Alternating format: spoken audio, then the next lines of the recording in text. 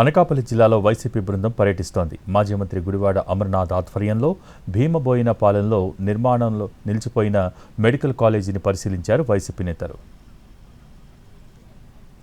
ప్రస్తుతం అమర్నాథ్ మాట్లాడుతున్నారు. లైవ్ ద్వారా చూద్దాం.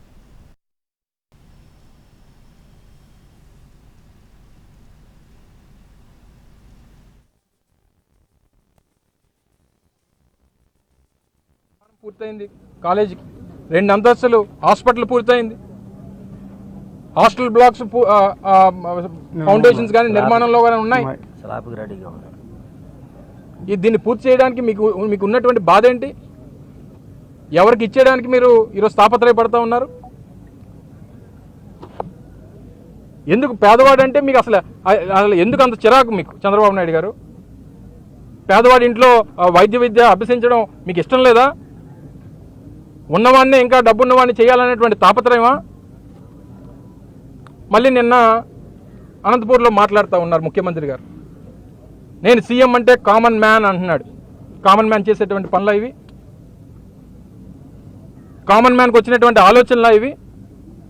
మీ ఉద్దేశంలో సీఎం అంటే కామన్ మ్యాన్ కాదు, మీ ఉద్దేశంలో సీఎం అని అంటే క్యాపిటలిస్ట్ మ్యాన్ లేదా కార్పొరేట్ మ్యాన్. మీకు అదైతేనే కరెక్ట్. మీరు కార్పొరేట్ వాళ్ళకే వత్తాసు పలుకుతారు, క్యాపిటలిస్టులకే వత్తాసు పలుకుతారు, ఉన్నవాడికే వత్తాసు పలుకుతారు. చెప్పండి, మీ 15 సంవత్సరాలు ముఖ్యమంత్రిగా మీ చరిత్రలో పేదవాడి కోసం ఇగో నేను నా పేరు చెప్తే గుర్తొచ్చేటువంటి ఇది పథకం అని చెప్పి ఒకటి చెప్పండి. ఒక ఆరోగ్యశ్రీ లాంటిదో, ఒక ఫీజు రీయింబర్స్మెంట్ లాంటిదో, లేకపోతే ఇటువంటి మెడికల్ కాలేజీలో మేము నిర్మించినటువంటి పోర్ట్లో నిన్న మా మాజీ ముఖ్యమంత్రి గారు, మా పార్టీ అధ్యక్షుల వారు కూడా చెప్పడం జరిగింది. మేము చేసుకున్నటువంటి దానికి ప్రచారం చేసుకోలేకపోయాం, చెప్పుకోలేకపోయాం, అందులో మేము వెనకబడ్డాం అనేటువంటి మాట ఆ రోజు నిన్న నేరుగా జగన్మోహన్ రెడ్డి గారే చెప్పడం జరిగింది. ఇదే అమరావతి 2014లో ఎస్టిమేట్స్ 1,09,000 కోట్ల రూపాయలు ఎస్టిమేట్స్ అమరావతికి. 2019లో దీపేటువంటి సమయానికి తెలుగుదేశం పార్టీ ఎంత పనులు పూర్తి చేసింది?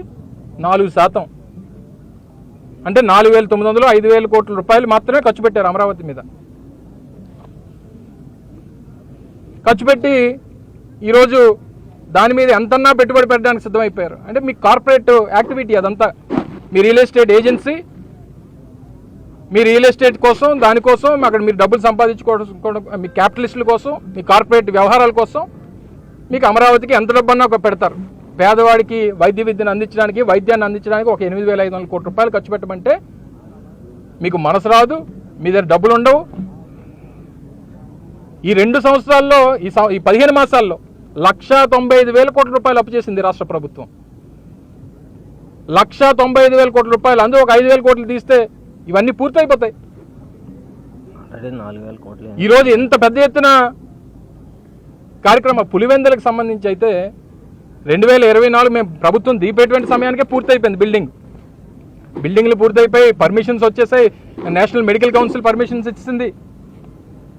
దాంతోపాటు ఒక agency medical assessment and rating board అని చెప్పి MARB అనే ఒక బోర్డు ఉంటుంది. వాళ్ళు ఏంటంటే పర్మిషన్స్ ఇచ్చే ముందు ఆ ప్రాంతానికి వచ్చి, హాస్పిటల్ ప్రెమిసెస్కి వచ్చి లేదా కాలేజ్ ప్రెమిసెస్కి వచ్చి ఎక్విప్మెంట్స్ అన్నీ ఉన్నాయా లేదా, అన్నీ సఫిషియెంట్గా ఉన్నాయా లేదా, కావాల్సినటువంటి ల్యాండ్ ఉందా లేదా, ఇవన్నీ చూసుకొని పర్మిషన్స్ ఇస్తాయి. LOP కూడా ఇచ్చింది, లెటర్ ఆఫ్ పర్మిషన్ కూడా వారు అందించారు.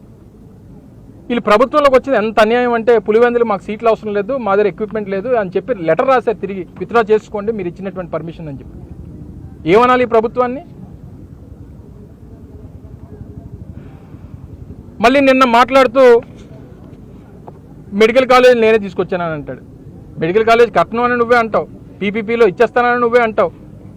ఒకవేళ 1/6 ఏదైనా ఓపెనింగ్ దీనికి వస్తే అది ప్రారంభించి ఇదంతా నా దయ వల్లే అంటే. మీకు మొదటి నుంచి అలవాటు ఏంటంటే ఎవరికో పుట్టిన బిడ్డకి మీరు పేరు పెట్టుకునే అలవాటు. మీకు పుట్టింది ఒకరికి, చెవిలో పేరు చెప్పింది మాత్రం మీరు. మరి మీకు ఆ రోజు కేవలం అమరావతితో పాటు విశాఖపట్నం లాంటి ప్రాంతం